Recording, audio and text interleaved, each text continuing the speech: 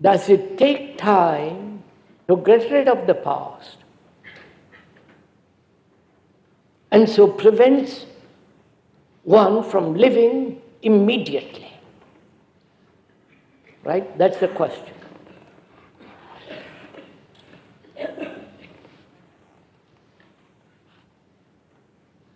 There is the whole cave hidden, the past there, down there, like in a cellar where you keep your wine if you have wine. And is it to be free of it? Does it take time? What is involved in taking time? Which is what we are used to. I'll take time. Virtue is a thing to be acquired step by step. I'll practice it day after day, think about it. I'll get rid of my hate gradually, my violence slowly.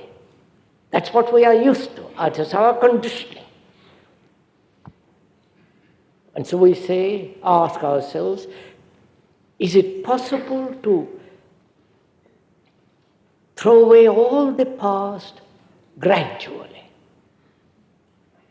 Which means time. That is, being violent, one of the conditionings of the past, being violent, I will gradually get rid of it. What does that mean? Gradually, step by step. In the meantime, I'm being also violent. The idea of getting rid of violence gradually is a form of hypocrisy.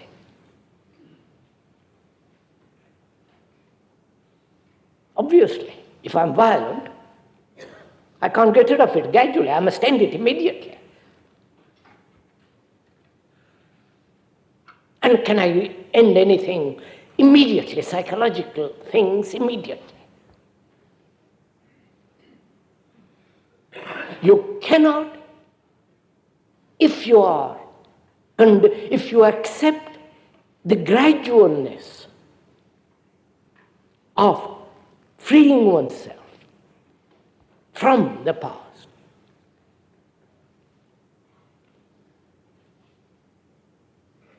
What matters is not the gradualness, but to see the fact as it is now, without any distortion.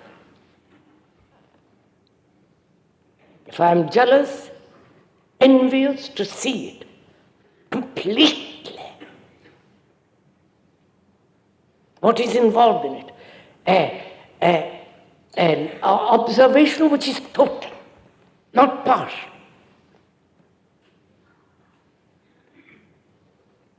The jealous, why? Why am I jealous? Because I'm lonely. The thing I depended upon left me. And I'm suddenly faced with my loneliness, with my emptiness, with my particular little isolation. And I'm afraid of that. Therefore, I depend on you. And if you turn away against me, if you turn away, I'm angry, jealous, annoyed. And the fact is, I'm lonely. I need companionship. I need somebody not only to cook for me, to give me comfort, sexual pleasure, and all the rest of it, but basically, I am alone, lonely.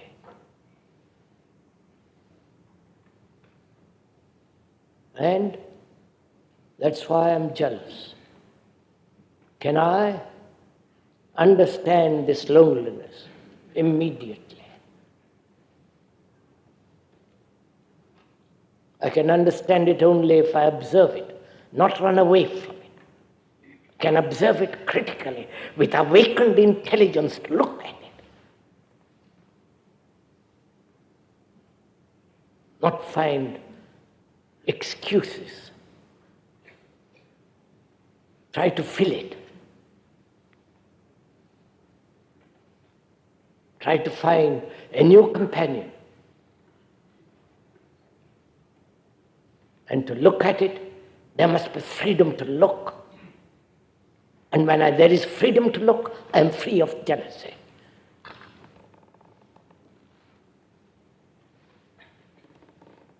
So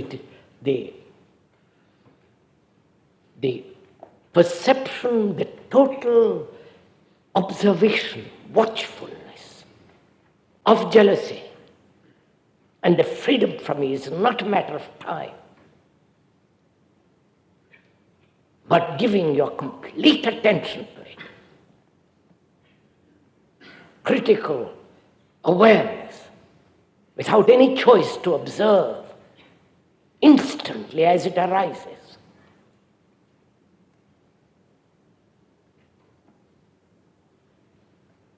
Then there is freedom.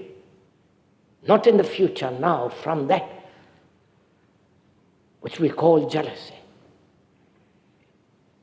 And the same thing with violence, anger, any particular habit, whether you smoke, drink, or sexual habit, dozen habits in which we live and cultivate them, hold on to them, to observe them very attentively, completely with your heart and mind, to be intelligently aware of the whole content of it.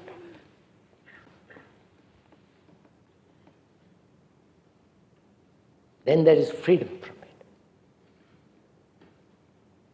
When once there is this awareness functioning, this attention, this watchfulness, then whatever it arises, anger, jealousy, violence, brutality, a shade of double meaning,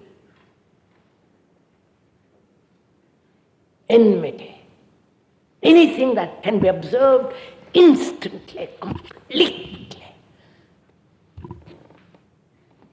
And then in that there is freedom and the thing that is, was, ceases to be. So the past is not to be wiped away through time. Time is not the way to freedom.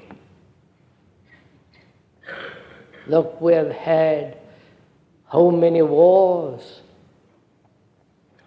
for the last 5,000 years. Somebody has calculated 15,000 wars. Killing, killing, killing.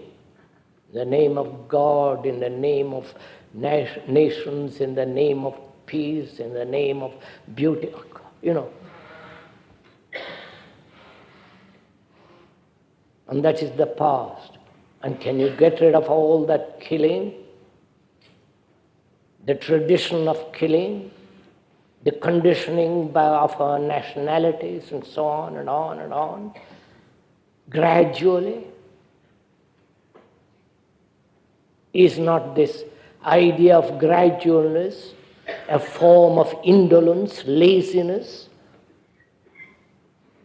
or the incapacity to deal with the past instantly as it arises?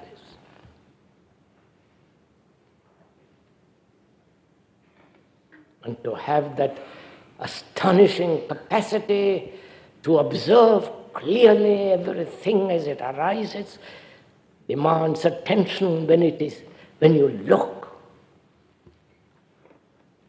And when you give your mind and heart completely to observe the thing is not, the past ceases. So time and thought does not end the past, for time and thought is the past.